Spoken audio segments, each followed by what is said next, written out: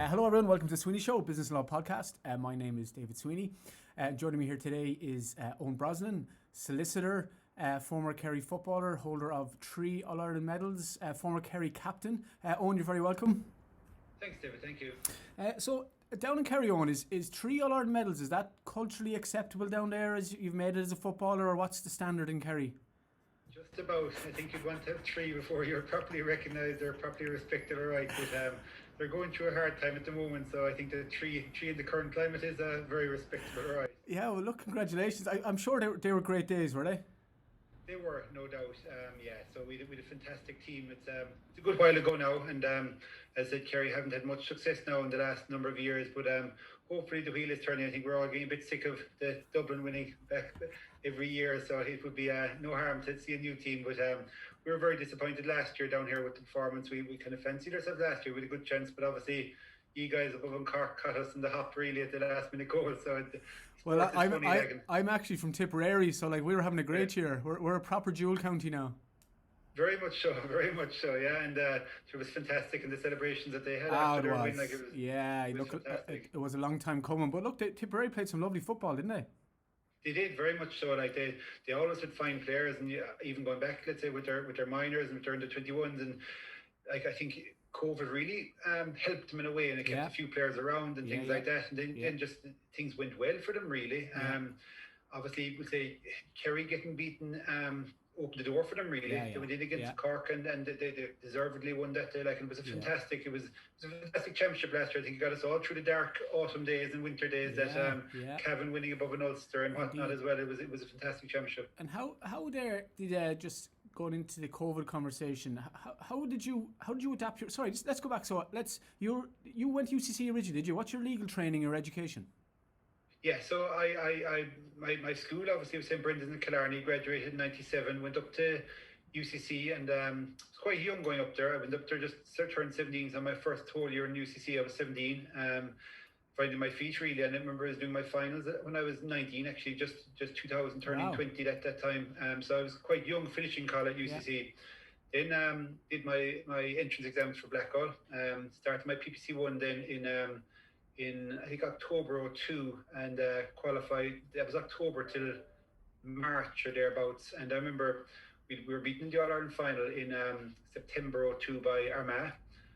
Went above to Dublin. I remember Paddy O'Shea obviously was in charge at the time, and at the time it was a bit unusual in that you had National League games before Christmas, so you could play in Ireland. I remember in 2000, literally we won an All-Ireland final. I was involved in the panel that time in 2000. The game went to a replay, and the game was on a Saturday. And I remember I was sitting one of the FE1s on the Monday morning, so I actually couldn't come down. And the homecoming at all, I'd stay above in Dublin and take my company law exam. So it was. Then 2 weeks later, then they were back out in the National League, and that's when I actually made my debut with Kerry, playing loud in the National League. So there was games before Christmas. So it really wasn't one plus out of the COVID is that there's going to be this split season between the club and the county, but it was a 12-month a year thing at the time, and so. Yeah, but going back there, saying your training and your football career is on a trajectory, hopefully, on to make the Kerry senior football team, which is an all-encompassing, fully committed endeavour, and you're also studying the Blackhawks. How did you balance all that at the time? It was difficult enough in a way, in that I suppose the first PPC one, I was training in Killarney with my father, so that was kind of handy in a way, in that I would definitely found it very, very hard to play at such a hard level if I had moved elsewhere. And probably could have managed it maybe in Cork, but certainly not Dublin or Limerick or up the country really. Training was in Killarney. There was a bit of flexibility there, so that was it was necessary. I wouldn't have been able to play at intercounty level if that didn't materialise. Then the October till I suppose March, you're pretty much in the off season really. Well, it's National League time. It's not peak season really. Finished then in March, we'll say 2003, and you're down then really in Killarney again, training full time for the summer. And then I think in Blackhall, then in the PPC2, it would have been something like maybe May or April 2004 till July 2004. And I remember at the time, like it was the hours weren't as you all know, the hours in PPC2 aren't as intensive. And I remember, because obviously May until July is peak championship season for intercounty footballers. So what I used to do, it was tough enough when you look back on it, let's say. But I was staying with my aunt above a Beaumont. I was living with her, but I'd only stay above there a night or two a week, really. And I remember I used to get dropped. We'll just give an example. On a Tuesday, we might be training with Kerry on a Tuesday evening. I'd run out of Blackhall maybe about 2:45 to get on the 3 train from Houston down to Mallow, into Mallow around 5:30, and there used to be somebody to collect me in Mallow at 5:30, down into Fitzgerald Stadium for 6:30. Wow. Training on the field for 7 o'clock. Finish around 8:30, bite to eat, 9 o'clock or thereabouts, bite to eat, whatnot, into bed, and literally somebody in the morning be dropping me up to the early morning train in Mallow. I think it was maybe 6:30, 7 o'clock, I can't remember at the time now, into Dublin around 9:10 and into Blackout for 9:15. So it was fairly full on there at that time. But you must have had a huge desire then to play football for Kerry, did you? Yeah, I think to play at the top level, really, you've no option but to give it 100% commitment. You can't do it with 50% commitment, and you'd be dropped in a shot. We had a very, very good side at the time. We were competing in All-Ireland finals, All-Ireland semi-finals, and somebody would take your place if you were missing. Like, we used to train, and I remember the PPC too. Like, I didn't think I had any lectures actually on a Friday, so it was you'd come down on a Thursday, so you'd make the big effort, I would say, to get down for training on a Tuesday. Then on the Thursday you'd be down for training, and then you'd be down for the weekend. So you just have to commit at that level. Like, it's just they don't accept half measures. Yeah, and then in your legal career, so when you finished Blackhall, then you went. Is it your father's practice? I was looking online there. So he kind of took over practice in the late 70s from a previous solicitor in Kerry, was it? And then you joined. That's right. Yeah. So he was sole practitioner, really. When I came into the office, there might have been himself and maybe 2 secretaries, and we built it up. Then I became a partner in 2008. He pretty much took a back step, really, kind of mid 2010s. We were working 3 days a week and then whatnot, and then basically working half days and whatnot. And then he took a full back step. He did a little bit of a health scare at one stage, and he retired completely in around 16, 17. So he's so then in 16, 17, I suppose I was on my own, really, and the business had developed to such an extent that it just wasn't possible to do it on your own. We had maybe 4 support staff, and that I needed a full-time solicitor. So I advertised, and thankfully then we've Emer has been with me the last 4 or 5 years, Emer O'Sullivan, and then she brought new ideas, new experience to the firm, and then we've employed now a 3rd solicitor, John Morley, who joined us earlier this year. So we're still a tight bunch, a tight office, but we've 3 solicitors and 4 support staff. So it's busy. It's different every day of the week. And you service then, is it Killarney or is it Kerry district? What's your region? Predominantly Killarney, although we have a branch office in Kinmare every Wednesday afternoon. It's really just a clinic meeting clients. Now obviously with COVID the last year where you're really trying not to meet clients, really, if possible. It was really, there would have been a lot of older clients who wouldn't have been more, we'll say, IT savvy or whatnot. A lot of it would have been face-to-face. So the Khmer practice was for a while there, you might have gone down once a month or thereabouts. But at the moment now, it's every Wednesday afternoon. So it's splitting up the week, and that it's a challenge to keep it going and do both. But I suppose with IT and the technologies and whatnot, like, it is possible where you can remotely log in, and these things weren't available in the past, really, like, you know. Or as prevalent as they are. So, but you have, I suppose, what do you call it, traditional general practice, wouldn't you? You kind of do a wide variety of law. Very much so, yeah, very much so. So every week and every day is different, really. For example, Tuesday this week now, I was in the district court from 10:30 in Killarney until 4:30 was a long enough day. And what kind of matters would you be doing in district court? Criminal or civil, or what is it? Yeah, so it would be very varied. It would be, so we started, I had 2 interim transfer applications for licensing. There would have been person section 3 drugs. There was and you're on your feet yourself, are you? Yeah.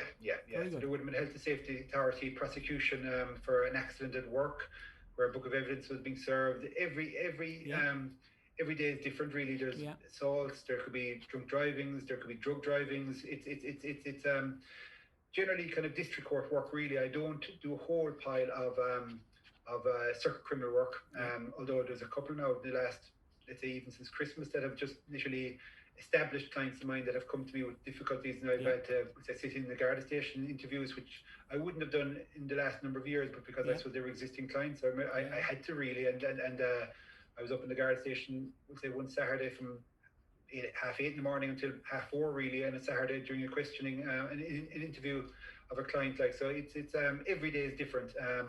Just for example, in Wednesday I was down in Kenmare. Then last night even a client of mine rang me and asked me could they meet me at home, and that was that they obviously I don't know, have you read about it now, but there's a big investigation into, we'll say, the mental health services in Kerry, and in South Kerry in particular, where they have a child with a disability who they feel was prescribed medication, which is very, very strong medication, which in hindsight doesn't look like it was the correct medication, and had severe enough implications for that child. And so they were really it was their first point of contact was to ring me and say, listen, Eoin, can we come down? We're concerned about something. So they came down to the house last night. So every day is different. You just don't know, let's say, what is going to transpire. That I suppose, talent for advocacy or for fighting for other people's rights. Do you have a passion for helping people or for justice, or what drives you when you get a call to go to a Garda station or a call to meet someone out of hours for that type of case?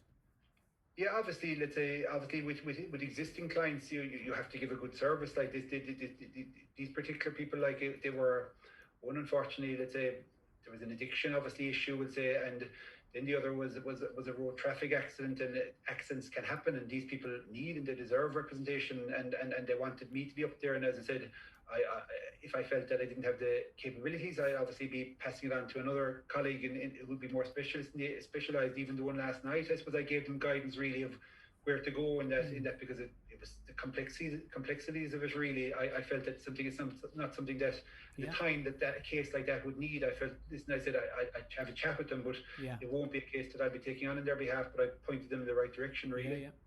And how do you balance then own the solicitor with own the businessman and running the day-to-day, in goings on of running a busy practice? Yeah, I suppose it's like yourselves really. There are long hours. There's no doubt whatsoever. There's long hours that if I can, I try and get in early in the morning. That's when I find actually I get my best work done is early in the morning. I like to get out in the evening, although again, being self-employed, you have to be flexible. Somebody rang me there this morning. They want signed contracts. They can't meet me till 6:30 this evening. Yeah. So again, Friday evening 6:30. Ideally, I'd be out, let's say, out of the office after 5 or thereabouts. But I'll probably go home, and we're just living a few minutes away, so I'll cycle up or meet them at 6:30. So you just have to flexibility really. Let's say, and we've very good staff here, and I suppose that even the likes of, you can't take too much on you. You obviously have to supervise, and the book falls with you. But even things like the solicitor's accounts regulations, whatnot, if you were taking all that on top of you, you have to have good staff that you can trust and that you prepare the reports for you. So you have to be able to delegate really. And in your sporting career, you actually, I think you retired inter-county in 2013, but you kept playing at club level to a very high level till just a number of years ago, was it? Yeah, I enjoyed it. I always enjoyed playing with the club, really. With the inter-county, as I said, I suppose I enjoy fitness, really, whether every type of sport. It was easy to continue because we were very competitive. It was a good bunch of lads, good club. So I retired in 2013, and we said we'll continue on as long as your body can keep going. Yeah. I had a few injuries. I remember that our physiotherapist, Jimmy referred me a few times up to Dr. Eoin Falvey above in Cork, and Eoin said when I was going knocking the door, "You're still playing," and he just literally started shaking his head like, that he said, "You mightn't be doing yourself any good here," but I got through it, and I know I'm fine. Still enjoying cycling, running, golfing, things like that. And do you miss the football? Do you miss the dressing room? Do you know what? To an extent, you'd have missed the fun inside in the dressing room. I've gone to the other side of the other side of the fence now, where I'm involved in a bit of management and stuff like. So 2 years, I think I was trying to think. It was Patrick's Day 2019 was when I played my last game. The day after. Was that not Ireland Club final? No. Pardon? Was that a club final? No. That was the All-Ireland Club final, Carfine beat us well. Yeah. So the body was in good shape, probably could have gone again, but I just said, listen, we've 5 kids, my wife and I at home, we've a busy home life, busy here, and I just literally, you're always asking for people to cover you for minding kids or minding things, and I just needed a bit of fair play really at home, give something back a bit more. So, But the following day then, that I got roped in with the Crokes under 14 management. And then 2020, I got roped in with the Croke Senior Management, and Okay. I enjoyed that. And I'm involved in that again this year now. So we've very good. Edmund O'Sullivan's in charge, and we've Jamie Doolan, Colin Cooper Gooch, and myself as selectors. But it's been an easy 2 years to be involved in management because the season has been so curtailed and so short. Yeah. It's not and that's what, one of the positives that's going to come out of COVID is that there's going to be the split season, so it's going to be a lot more enjoyable for club players, really. Yeah, and so you said you've 5 children, is it? 5 children, 5 girls, So we've 11 down to 2.5, really. So and would you encourage, or would you like to see any of your daughters come into the practice with you in the future? So it's hard to tell, really. They're too young at the moment, really. It's a very, as you know yourself, it's a challenging career, but it can be a rewarding career as well. Very challenging career. They're too young at the moment to be. I think my wife is a primary school teacher, deputy principal in Killarney. She's encouraging him to go down that route because she said the holidays and the finishing early in the evening and whatnot. It's a nice career, but again, each of them has their own personality, so they'll have to develop themselves and see where they want to go. Like, you know. Yeah. Would you mind can I just take you back to one of your best, I suppose, football days when winning one of the All-Irelands? What's the kind of, for a complete outsider looking in, or armchair sports person, what's the 24 hours leading up to an All-Ireland like? What's that whole, I suppose, the atmosphere and the environment? What's the actual process you go through to get from leaving Kerry on the train to actually walking up the steps in Hogan Stand? Yeah, I suppose it's a bit like it's like we say a high level rugby performer or a soccer performer. You really go into your camp, and the last week before a game is all the hard work is done, really. So it's really only just petering over, really. A lot of waiting around.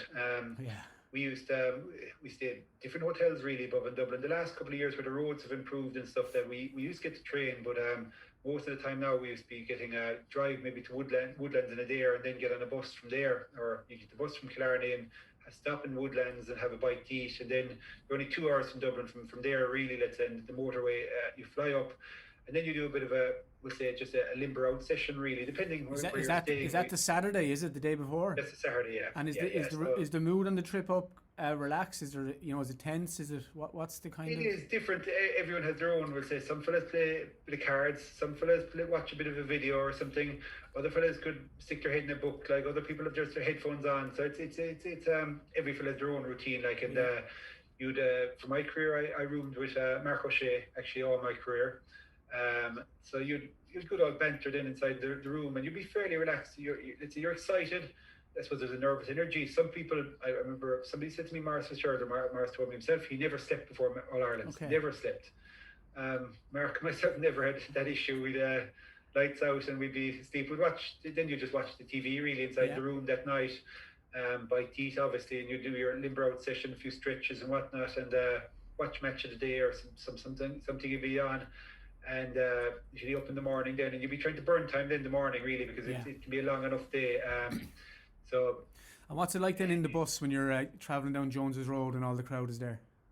Yeah, it's I suppose again every fella has their own routine. I'd say like that. I remember the first final I won, and said that I was on the field of play was 04, and Jack O'Connor said, because you go out in the field with say even 35 minutes beforehand, it's a long wait in All Ireland final day. That normally you might be out 15 minutes beforehand or whatever, but there's so much going on between meeting the president, the parade, the national anthem. There's a lot going on, so you're out in the field for a long time, and basically he was kind of saying that don't burn yourself out, really, and then in the parade take it in, relax, don't let it get on top of you, and enjoy it, because there's millions of people that want to be in your position. And then when the parade is over, there's a moment you just got to say, listen, you're switching on here now. Like, so again, everybody has their own way, and everyone has their own individual way of switching on. Like, and did you feel it as a pressure, or did you enjoy it? I certainly enjoyed it earlier in my career. I don't know, I certainly enjoyed it earlier in my career. And I enjoyed when I, let's say, went to the backs in 11, 12, 13. I enjoyed them 3 years, let's say, because I suppose probably was more grounded, was married, had children at home. I didn't take it as seriously. Certainly earlier in my career, let's say 05, 06, 07, it was taken very, very seriously, and possibly a little bit of pressure on top of you, and you're uptight and whatnot. But again, I suppose you've got a different perspective when family life arrived and whatnot, and Yeah. even with the club, that's what I enjoyed, in that it's not as serious with the inter-county scene. It can be too serious. I even see Tomás O'Shea today in one of the Independent, I think, was saying that he felt that the days of people playing till their mid-30s and stuff is gone, because it's just too professional in an amateur environment. Yeah. Eoin, thank you so much for your time. It's been really, really interesting to talk to you. If any young solicitors or trainees out there, or legal students, are thinking about a career in law, would you recommend it, or what advice would you give to them? Yeah, very much so. It certainly is challenging, but it's the one thing I would say, it's different every day of the week. As I said, when you go to work, you don't know what's going to come in the door. You don't know what's going to come across your desk. That's, I suppose, my experience of being in a very general, varied practice. Obviously, would say if you're in some of the larger firms, you can get into an area which I don't know would it suit me 100%. But even we'll just say John Morley, who's joined us recently, would have come down from a bigger practice, and he just can't get over, we'll say, the variety really. Whereas he had been very much in a niche area in Dublin, and he's finding his feet very well, and it's different, like. But no, so I would certainly encourage it, and no, obviously there's challenges in every career. There's obviously the we'll say regulation, the new, we'll say, personal injury guidelines. Yeah. There's always challenges, competition law. You just do it. So, but it's a rewarding career, yes. Just on it, do you do litigation personal injury work in your practice? Yeah, we do. We would, So what's your view on these new guidelines that are coming in? It's going to take a few years, really, I suppose, to bed in. Like most of the stuff that would say where you have someone that's issued and whatnot, it's going to have no real bearing. But it's going to take a bit of time to bed in, and then certainly down here, there wouldn't be much personal injury, we'll say, before the district court. But obviously, with the new reduced awards and whatnot, it certainly could have a big impact in practice in the district court. And then obviously we'll say, from our point of view as practitioners, you're going to have to say, what are the fees to be incurred? Is it entirely worth your while taking on this lower level work? But again, it's going to take a few years to bed in, and for us it's very, very new, so we really don't know. We're in the dark at the moment, really, to see what the impact will be on all our practices. Yeah, and I think I just had Stuart Kilhooley, a former president of Law Society, on the podcast there, discussing the new guidelines, and especially how, you know, some cases are in being or in PIAB or the Injuries Board for last year and haven't got the assessment, and how they would have went in on the old rules and they're more or less going to come out on the new rules. Very much. And it's, in Stuart's language, it's just a case of tough shit. That's, you know, the rules change, you just have to adjust and go with it. It is, yeah. No, I can see where they're coming from, and that some of the we'll say comparing to other jurisdictions, some of the awards would have been obviously a lot larger, particularly, we'll say, at the lower level, we'll say, soft tissue injuries and whatnot. So and it probably did need a bit of reform now. Maybe have they've gone too far? We'll just have to wait and see. Yeah. Eoin, thank you so much. It's been a pleasure talking to you, and I sincerely wish you all the best for the future. Thank you, David. Thank you.